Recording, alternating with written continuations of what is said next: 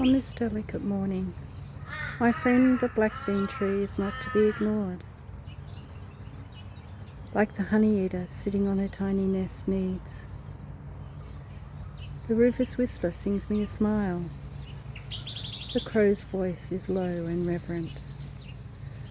The oriole, a distant beauty.